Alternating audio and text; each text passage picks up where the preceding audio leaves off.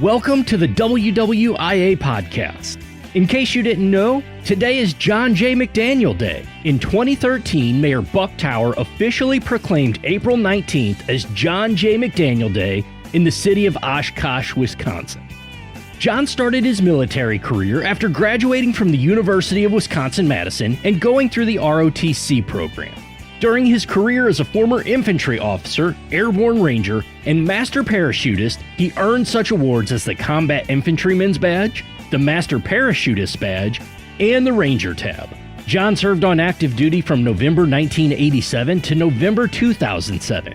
Soon after John's retirement, he felt that his service to the nation was not yet finished. As a concerned citizen, he started taking a few wounded warriors out on hunting and fishing trips, but quickly saw that the need for this kind of healing and outreach was greater than he could support on his own.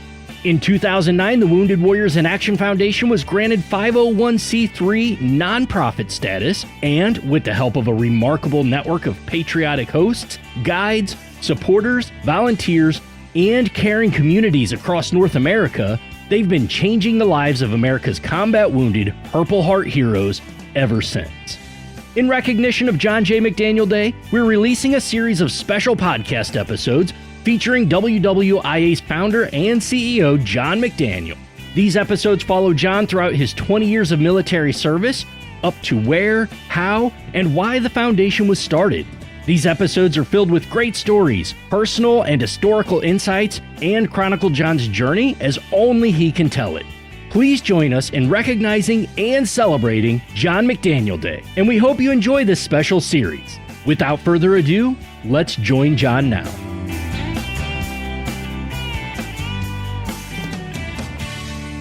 Here we are. I say we, it's really just me.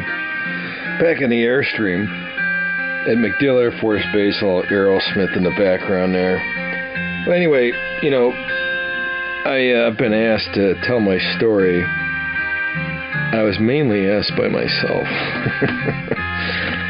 But, I just think it's kind of important to tell this story, my entire story, if you will, about, mostly my my military experience and everything that leads up to the foundation. So I'm gonna take a whack at that pinata. And turn that down for you. And anyway, so here I am by myself. It's middle of February 2023. I know this thing's going to air in April sometime, I think.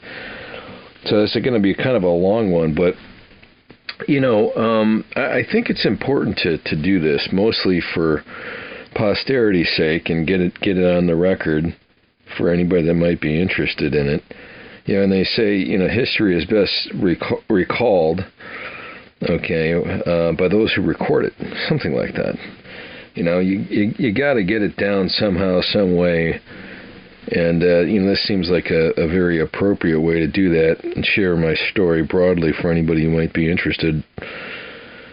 So I kind of broke this down. I know it's a lot, but it's like 20 chapters, but most of it is just focused on the military, my military experience. I did 20 years on active duty from November of 87 to November of 2007. I jokingly always say, I did 20 years and 20 minutes.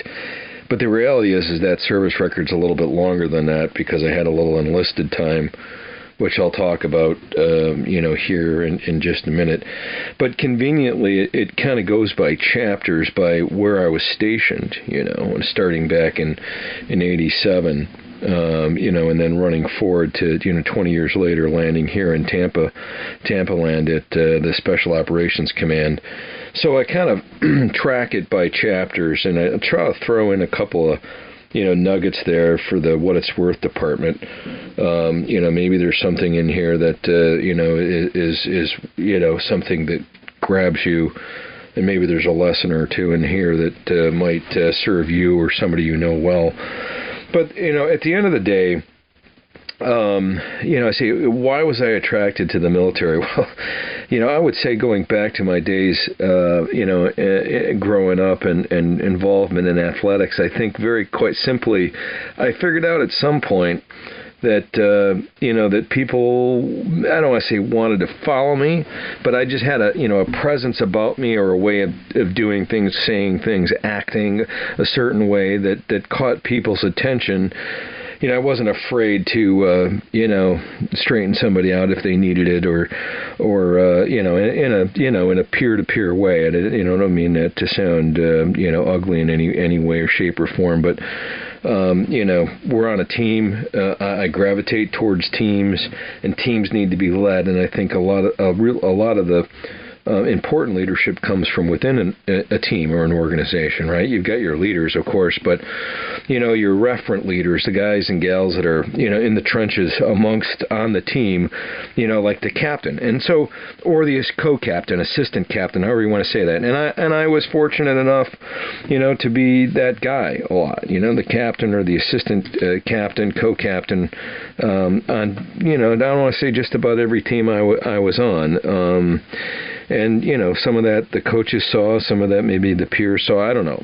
But at the end of the day, when I figured out, going into college that, I was like, what the hell am I going to do? I left Oshkosh, Wisconsin, Oshkosh North, and went to Stevens Point. And it was there where I first joined the Army in 1983. A good buddy of mine, Joel Sunkel, maybe he's listened to this, and I joined the Army Reserve Unit, right before Christmas, at least I did, right before Christmas in 83. And so I was a private, PV1 at McDaniel, and I think a communications unit of all things. But they sent me to basic training, and Joel Sunkel and I went to basic training together in Fort Jackson, South Carolina, a little place called Tank Hill of all things, and that was an eye opener. But it was I don't want to say it was easy, because it was the summer, of 1983, and hot in South Carolina, and brutally hot. I don't remember Wisconsin being that hot, but it was a very hot summer, and I was in a platoon in basic training, and about a quarter of the way through that, I was recognized as a squad leader, and you got to, be a squad leader. And I remember a drill sergeant, Sergeant Lyle, Staff Sergeant Lyle, who I thought the sun rose and set basically in his posterior. I didn't know there was a higher authority other than perhaps my dad at the time. But Sergeant Lyle pulled Joel Sunkel and I together at one point and sat us down. He was sitting on a step, I'll never forget it, of the barracks, and he looked right at us and he said, I got to tell you two something. I've never had squad leaders make it all the way through basic training, so I'm just telling you. And Joel and I were like, yes, Sergeant, but we made it, and I'll never forget that. So it was a great opportunity to lead, a squad there at basic training.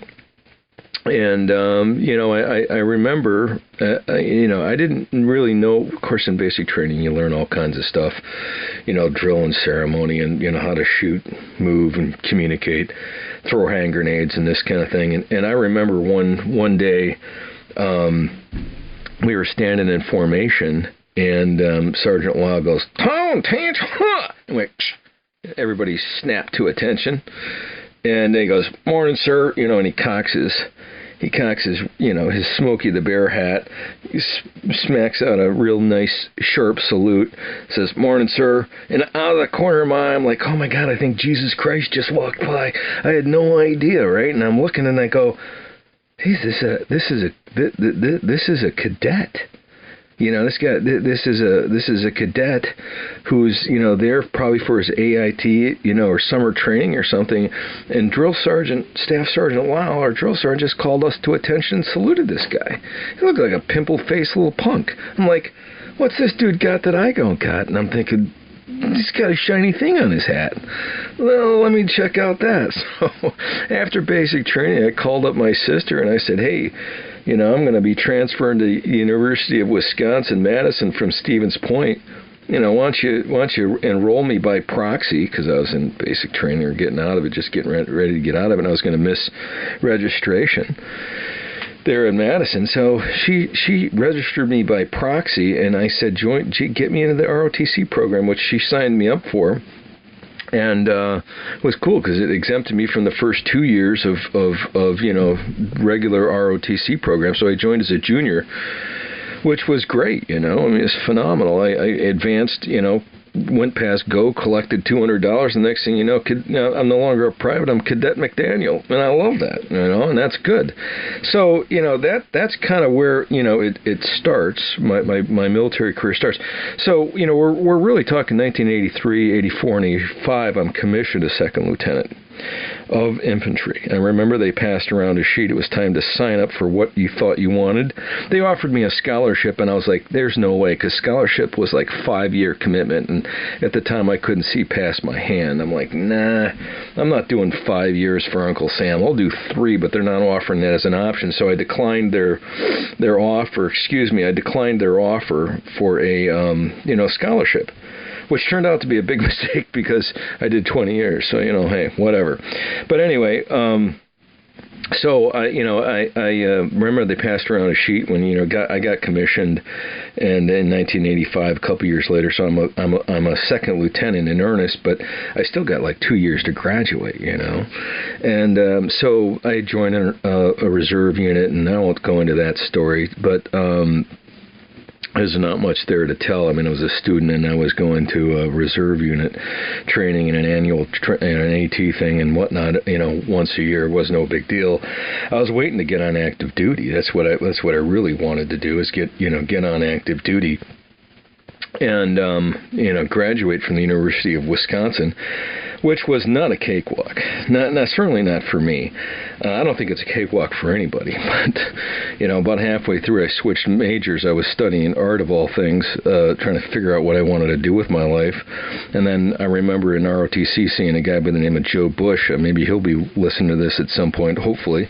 But Joe came back from active duty, I think, to the University of Wisconsin on leave or something, and he's wearing his Ranger tab, and I was like, that's what I want to be. I want to be like Joe Bush. He's a Ranger. And I thought to myself, how am I going to do that? So, they pass around this little sheet to tell you, what do you want to do? What kind of officer do you want to be? You can get commissioned as a engineer, an artillery guy, a medical service corps, fill in the blank. And I was like, infantry, infantry, infantry. I wrote it like 3 times. There's 3 choices or 5 choices. I wrote infantry every time. I'm like, I don't want to do anything else besides being an infantry guy.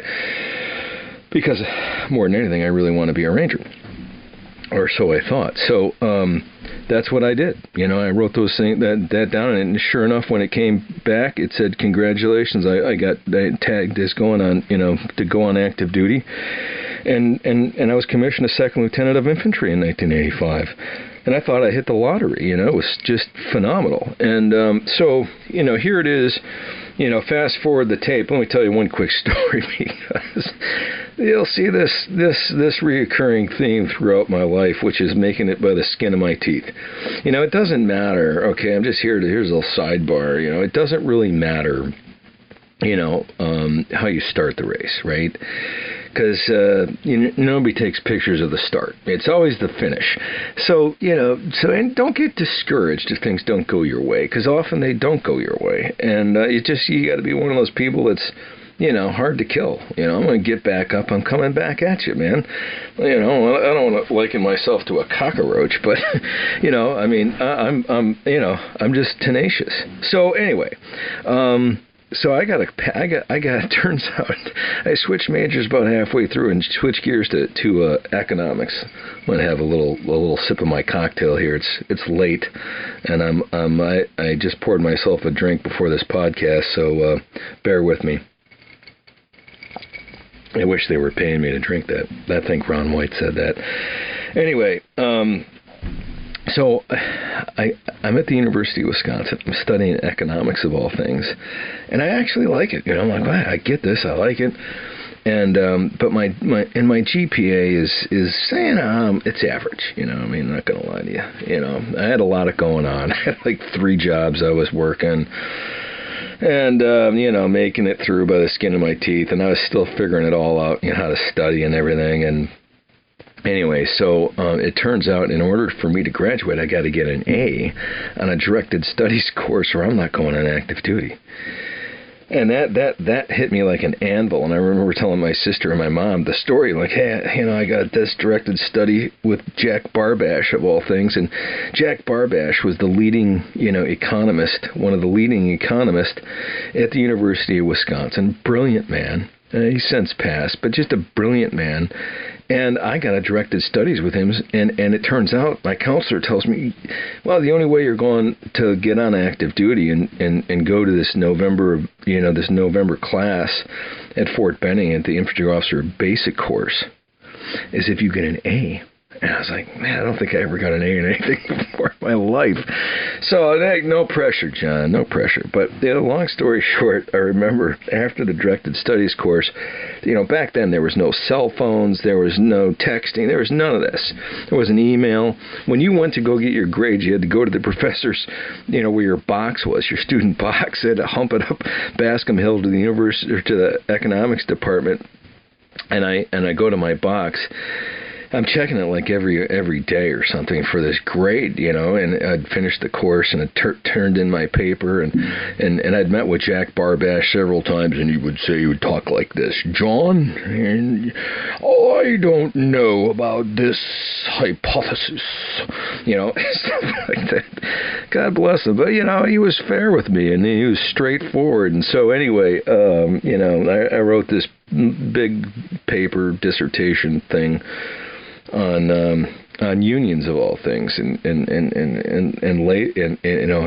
industrial labor, the labor pool, and this comparative analysis between big companies and small companies vis-a-vis unions, believe it or not. So anyway, I did that.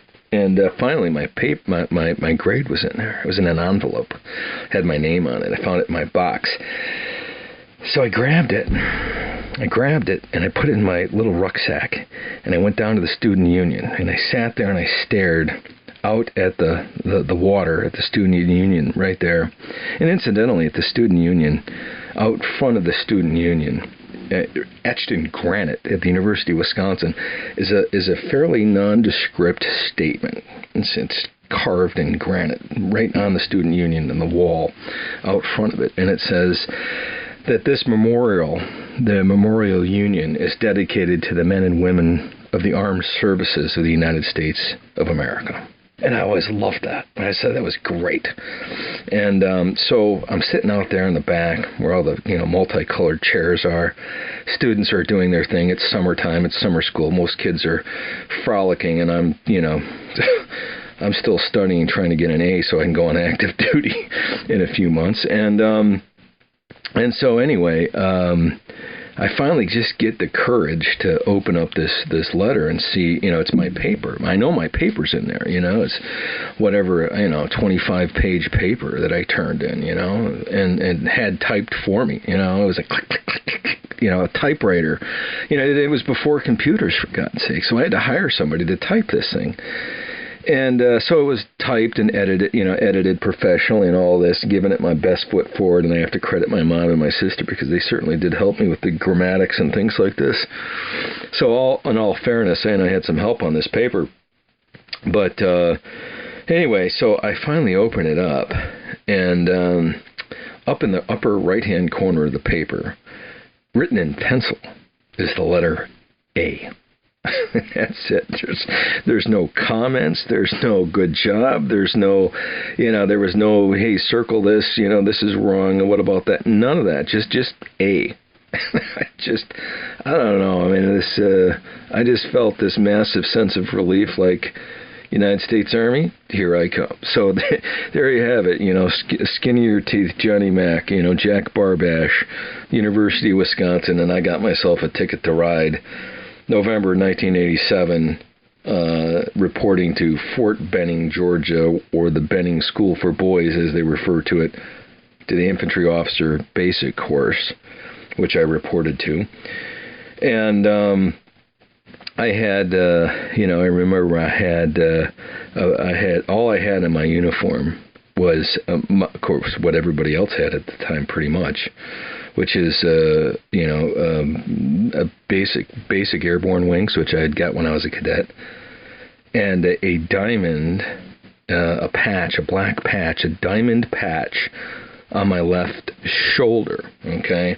And that diamond patch was for the 5th Infantry. Now I'll tell you a little quick story about that because, the Army operates off of orders, not suggestions, they're orders. So when you get a set of orders from the Army, it's not, would you please, we were thinking it would be great if you did this.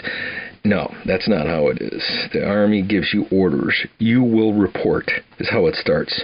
You will report to, and they tell you where you're going to report, and then when you're going to know later than this. And, it's all very military, lots of acronyms. But I remember my orders showed up at the house in Oshkosh before I got on active duty. And it's funny because the orders, my mom said, hey, John, there's a official-looking document or letter here from the United States Army, the Defense Department. Do you want me to open it? I said, no, don't open it. I said, I'll be home, this weekend. I would like to open that. She goes, okay. So I got home, and I opened up the letter, and I remember there was nobody in the house. It's just me. My parents were off to school. Everybody was out of the house. It was just me. So I opened up this letter, and it's, my first set of orders telling me that I'm going to report to Fort Benning en route to Fort Polk, L.A. It said Fort Polk, L.A. And I was like, okay, I knew about Fort Benning. I knew I had to go to the basic course for a year there. But then my follow-on orders after that was my first real assignment. And my first real assignment was to Fort Polk, L.A. And I thought, holy shit, I'm going to California. Yes. I was so excited. Back then, like I said, there was no internet. I had to go into my, I think there was I had to wait that evening till my dad got home. And when he got home, I went in the back of his 1976 Chevy Nova, and he had an atlas back there. So I grabbed the atlas and I went to California. It was a road atlas, and then all the states, and so I got to California, and I'm scouring California, in the L.A. region, Los Angeles region, looking for Fort Polk. Newsflash, it's not there. And then it dawns on me, L.A., Fort Polk, Louisiana. I'm like, holy crap. Now look, I go to Louisiana, flip, and I find Louisiana. I go, holy crap, I'm going to Louisiana. And here's a Wisconsin boy going to Louisiana to be the 5th Infantry. I'm like, holy smokes, man. I mean, I'm like thinking, what does Wisconsin and LA and Louisiana have in common other than, I think they, I don't know, they each have an O in there, in their name, an O and an I, maybe something else, I don't know.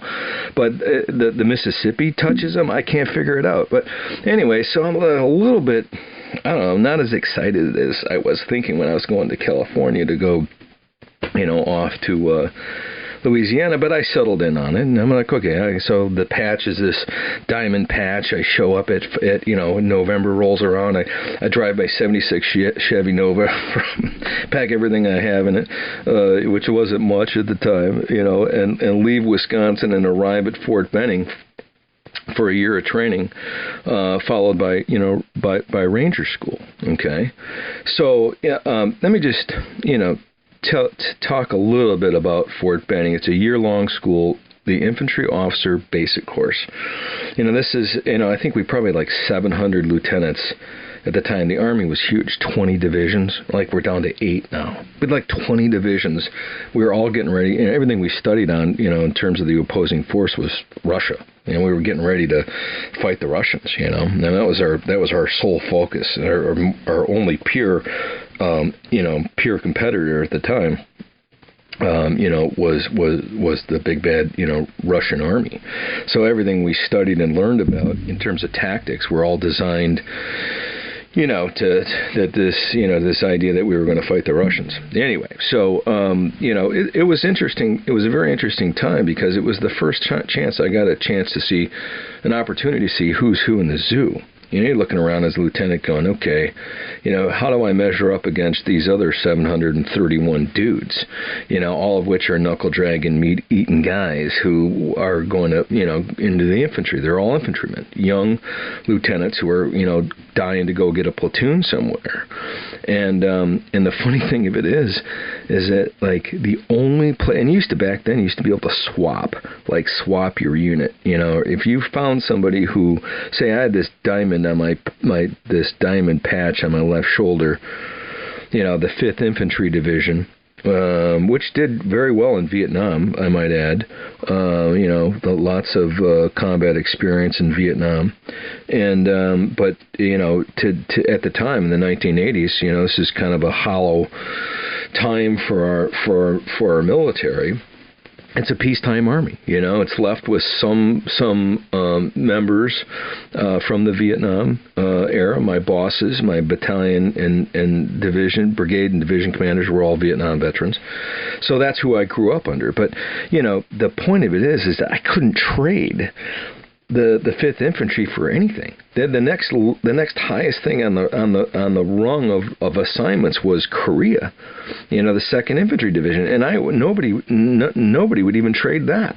So I think literally the worst job, or the worst place you could be assigned to in terms of perceived value and career opportunities was Fort Polk, Louisiana, and I was stuck, man. I was stuck with it. I couldn't do anything. I would have traded it for anything. But anyway, I'll come back to that, because I think, if it hadn't been that assignment, I probably wouldn't be talking to you right now. And I'll tell you, when I get into the story, I'll tell you why. So here's another little nugget. Just understand that what you got, and even though whatever it is, you didn't think it was a good thing or it was horrible, just relax and wait. Time will tell. Okay, turn that into a positive thing. There's going to be something positive that happens. You got to look at it that way, and you just got to attack it. You just got to go right straight on through it, and that's the only way to do it. This sucks, man. I don't want to be here.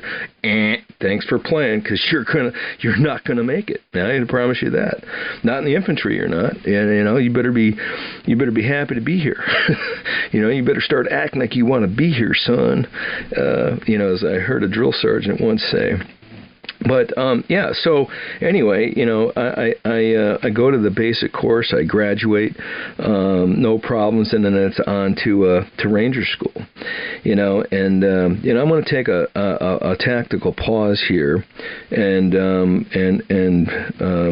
just give her a pause, and I'll come back here in a little bit and talk about Ranger School, because I think that segment right there, which, oh, by the way, if you're following along, is number 7 on my list of 20. So we're already through, 7 of these essentially, benchmarks on my, podcast outline. So Ranger School is next. That's a good one. And so I'll catch you next time here in just a minute on Ranger School. To learn more about the mission of the Wounded Warriors in Action Foundation and how you can get involved, please visit our website at wwiaf.org or follow our social media pages on Facebook, Instagram, Twitter, and LinkedIn. Thank you for listening to the WWIA Podcast and for helping us honor, connect, and heal our combat wounded Purple Heart heroes through the power of the great outdoors.